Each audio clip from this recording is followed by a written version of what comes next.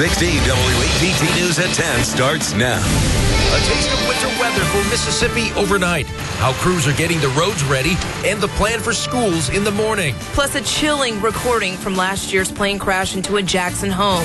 What we've learned about the seconds before the tragedy. And she's an online star now charged with murder. How investigators say she's connected to a deadly butt injection case. Now, your weather first. Live look outside, 35 degrees right now. We're above freezing, and we have a misty rain falling across the Jackson metro area. However, reports in Port Gibson, Vicksburg, and in Sharkey County of the rain changing over to snow right now. Here is live Storm Shadow 16 Doppler radar, and this is the radar. In fact, I was just moving with it. Let me loop that for you. Sorry about that. I was doing an investigation there and looking at some stuff. That's not the recent picture there. Get it in motion. That's what I want to show you. You can see the rain, and that's what I call the snow machine. If there would be snow coming down, it would be showing up in blue. So mostly rain right now, but it's just beginning to change over to a little snow right along the Mississippi River counties. Temperatures in the mid-30s, but the cold air in the upper atmosphere is moving in. Here's what it looks like on our maps. The Pinpoint Predictor Plus shows an area of low pressure coming across the area. Rain changing to snow, I think around midnight, right around the Jackson area or shortly thereafter. And then while you sleep, looks like we'll see a period of snow as this area of low pressure moves across the area. It's going to be a wet snow. Temperatures probably just above freezing, so it'll be sticking to the grass, trees, and rooftops. And there you see, it could be snowing around the early morning rush hour time, and it could be snowing hard enough that bridges and overpasses could get slushy, even if temperatures are above the freezing mark. Then by 10 o'clock in the morning, everything is gone. It'll warm up quickly in the afternoon. We should get up near 50, so there should be melting. Here's the accumulation map. And you can see I've shoved the heavier totals down a little bit further to the south. Looks like an inch or so over towards Vicksburg, and in the Jackson metro area, looks like 2 inches is a good bet, but you notice how I've colored it into purple. There certainly could be some 3 or 4 inch snowfall totals in there as well. Wet snow, and looks like most of the roadways, guys, will be wet, but it could snow hard enough that those bridges and overpasses could cause some problems. Could be a pretty looking snow as it sticks to all the trees and the grass. Okay. All right, David. Well, as the temperature drops and the threat for snow continues, MDOT crews are busy getting prepared for wintry weather overnight. Yeah, crews are on standby, ready to treat those roads if necessary. 16 WAPT's Aaron Kelly joins us now live in Clinton with more. Aaron? Well, Darren, we're at an MDOT facility, and you can see there's a fleet of vehicles out here, trucks ready to go. They've got a fleet of MDOT cars over there. Behind us over here in this direction, there's another MDOT vehicle with the plows out here. And they're going to put down a mixture of clay rock and rock salt if they need to. Some of the employees who were sent home early today to prepare for coming back here tonight. There's about 30 MDOT employees who are in this area of Hinds County who'll be deployed if necessary. We'll be out tonight. Anticipating what could happen with watching the temperature. We know if the temperature drops to 32 degrees and the roadways are wet, they're going to ice over. And we'll have supervisors out monitoring the roadways before and during if that do happen. Now, there are 15 additional MDOT employees that are on standby again if the conditions get worse. The roads are not pre-treated, they tell us, but the mixture will melt the ice and it will provide traction on those roadways. They're, again, watching the temperature very closely out here. The crews are ready to go. They said that they'll spread out, they'll mobilize, where they're needed. But they're saying your best bet right now, if it gets bad, is to slow down before those bridges and avoid hitting those brakes. Live in Clinton, Aaron Kelly, 16 WAPT News. Yeah, don't lock your brakes, Aaron. Any idea what the snow will do where you are?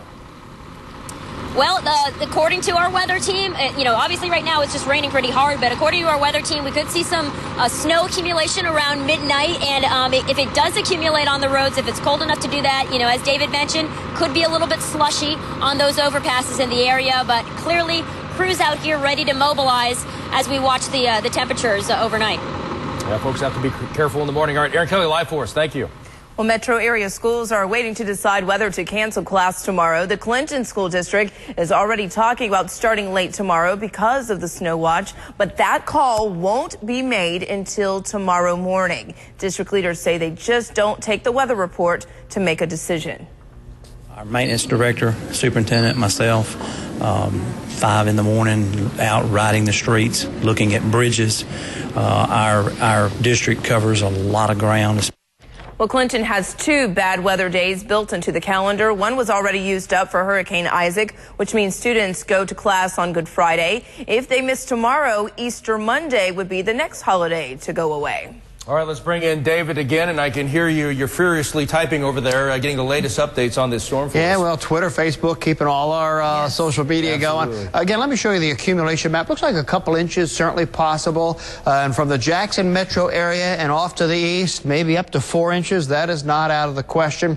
And right now, it looks like it'll snow hardest from about 3:30 in the morning till about 7 a.m. So what would we anticipate with this type of snow? Well, certainly accumulations on grass, rooftops, trees, up to about 7 or 8 in the morning, and the bridges could become slushy. To be honest, with the temperatures at or just above freezing and the snow being a wet snow, really looks like roadways should not be a problem. They should primarily be wet, and might be one of those snows that we get every once in a while that's just pretty to look at, but it should melt very, very quickly. But again, those bridges, overpasses could be slushy in the morning.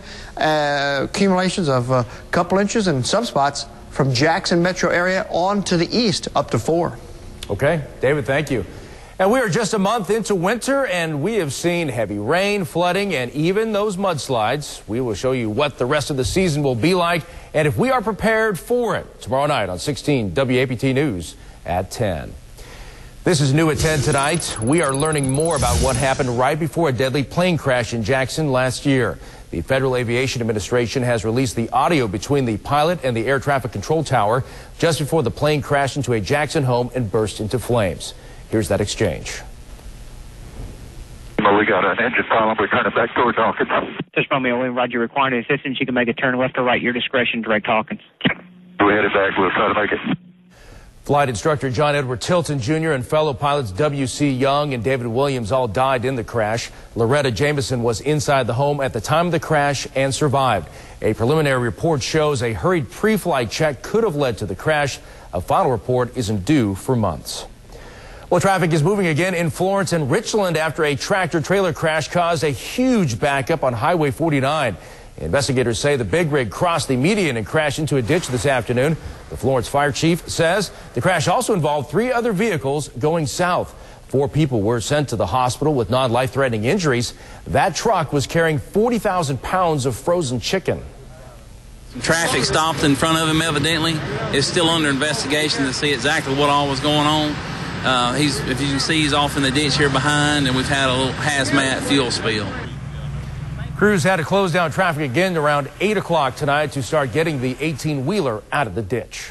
Someone fired shots this evening into a JPS bus as it was taking students home. You can see a hole in one of the windows of the bus where students say a BB went through and hit a girl in the neck. She is expected to be okay. The bus pulled over into the parking lot of Greater Tree of Life Church on Monticello Road. That's where several parents rushed to pick up their kids. That's crazy. That's plain stupid. My bus driver saw 2 kids. I think one of them had a BB gun. He just pointed at the bus for no reason, just shot at it. Just shooting at a school bus. I mean, I just don't, I don't get it. I don't understand it. Jackson police are investigating, but they did not provide many details. A Pearl Elementary School student is facing punishment tonight after he took a pellet gun to school. School leaders say that plastic gun looked a lot like a 9mm, but with a colored tip. It happened this week at Pearl Upper Elementary. Leaders learned the boy had the gun in class after another student saw him showing it to his friends. The superintendent says the student told a teacher.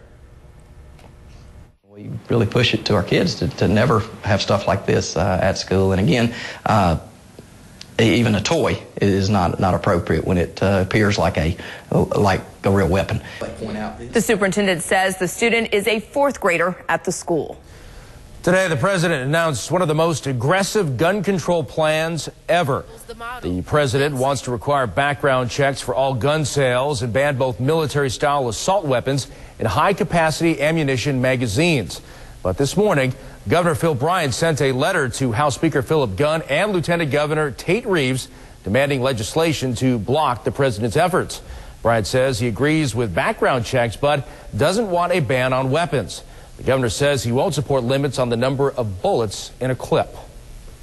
I can tell you, as someone that's fired a weapon before, if you're being threatened, you want all the firepower you can get to save your life and that of your children. But more than 10, is that necessary?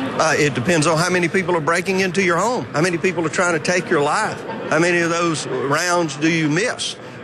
Certainly, as I said, we've been making weapons since the 1800s that hold 10 rounds, so I need as many as I need to protect my children. Bryant says the government needs to concentrate on enforcement of the rule currently on the books. A second woman charged in a deadly butt injection case pleaded not guilty today. As 16 WAPT's Lauren Taylor found out, Natasha Stewart is an online star. Online, she goes by the name Pebbles the Model, but Wednesday, Natasha Stewart pled not guilty in a butt injection murder case. The Memphis native is the second suspect charged in the death of 37-year-old Karima Gordon.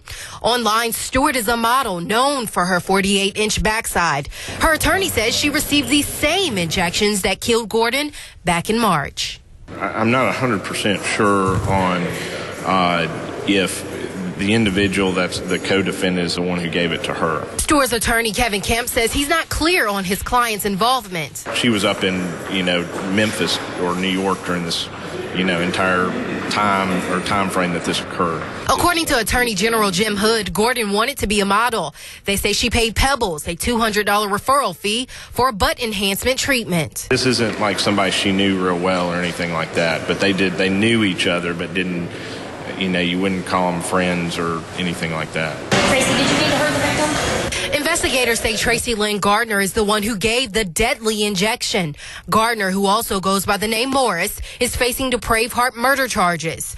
Detectives say the silicone-like substance killed Gordon when it caused blood clots in her lungs. He said here that my client was cold-hearted and told her to take some cough medicine. I've got information to believe that she told the people to go to the hospital immediately. Stewart will be in court again on July 8th. Her trial date starts July 22nd. At the Hinds County Courthouse, I'm Lauren Taylor, 16 WAPT News.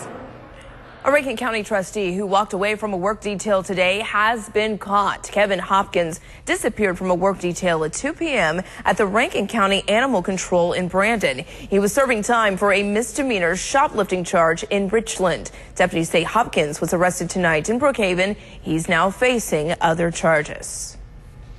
Our concern is that if he's willing to be as brazen as he was yesterday evening, who's to say he won't do it again? Investigators are on high alert after a man snatches a child right from her mother's arms. The latest on the manhunt to find that stranger. And talk about getting stuck in a tough spot, how this woman ended up wedged between the walls of two buildings and how fire crews got her out. Well, the chances of snow are high, almost 90%, and it looks like an inch or two. That's pretty much a sure bet across a good chunk of the area. Now, as far as getting over 4 inches, a low chance. Well, how is this snow event going to unfold tonight and into the rush hour? I have that information for you next.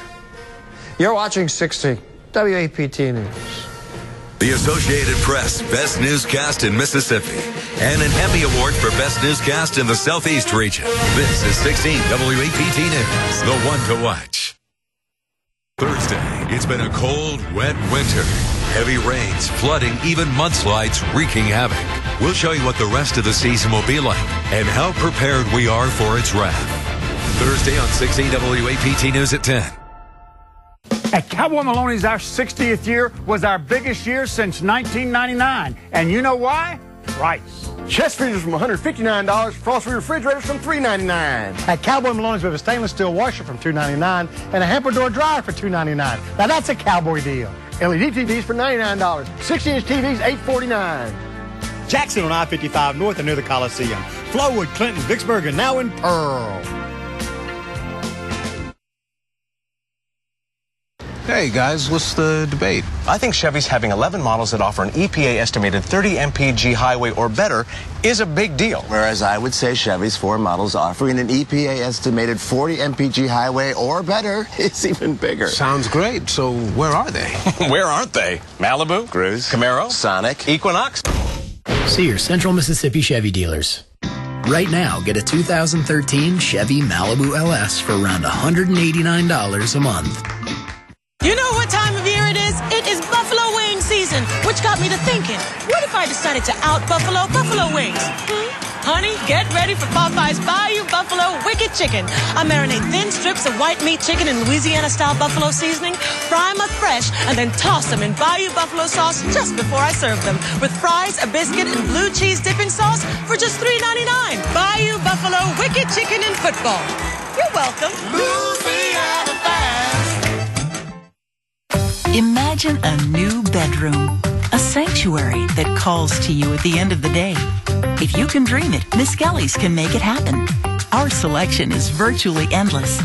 Let your imagination run wild at Miss Kelly's. All new, the word is out. Kimmel's on a roll. ABC moved us up to 11:35. Yeah? He's got Amy Brenneman from Private Practice and funny man Ray Romano. We want to see it now. Jimmy Kimmel Rocks his new time, 11:35, 10:35 Central, tonight on ABC. You're watching 16 WAPT News at 10 with Mississippi's only Emmy Award-winning news team, Stephanie Maxwell, Darren Tito, weather with Chief Meteorologist David Hartman, and sports with Aslan Hodges. This is 16 WAPT News, the one to watch. All right, there's live storm showed 16 Doppler radar, and rain has returned to the area. Temperatures in the mid-30s, and I'll tell you what, as I watch this event unfold tonight, the limiting factor on this becoming a problematic snow weather system is going to be the temperature. I think should remain above freezing, and that's why I think the roads will remain wet and may not even be too much trouble on bridges and overpasses. They just may be slushy. Turn the snow machine on, and it's still showing up in green. There is a transition just beginning to take place right along the Mississippi River now, where rain is changing over to snow as the colder air up at the cloud layer comes in. And by midnight or shortly thereafter, we should reach freezing at the cloud level here in Jackson. That should change things over. So 35 is the current temperature.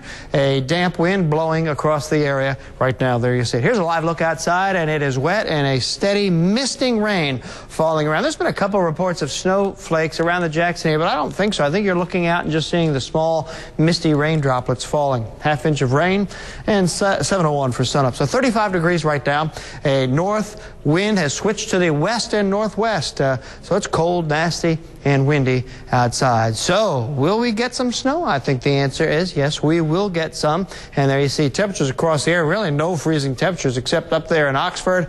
Again, it looks like temperatures hold steady for most of the night. I'll tell you, this is a really strong upper level system, and it will be moving right across the southern parts of the state, a little bit further south than I thought, so may see some more snow in South Mississippi than I was thinking earlier in the evening. But this is a potent system, just kind of a little wave developing now, but right here ahead of the upper low, that'll arrive over into central Mississippi around 3 a.m., and that's when I think we'll begin to see the threat of some accumulating snow. So it'll be in the middle of the night when you're sleeping, and when you wake up, there should be snow around the area in the trees. One of those where it's pretty, you know, with temperatures near freezing and above, it'll only stick on the grass, rooftops, and trees, so it'll look really pretty out there. I think the roads will okay. I did not anticipate any significant travel trouble, but those bridges and overpasses could be a little on the slick side. There you see the snow shifting out of here quickly in the morning, and temperatures should warm significantly in the afternoon with some sunshine breaking out. Also, it looks like there could be some snow over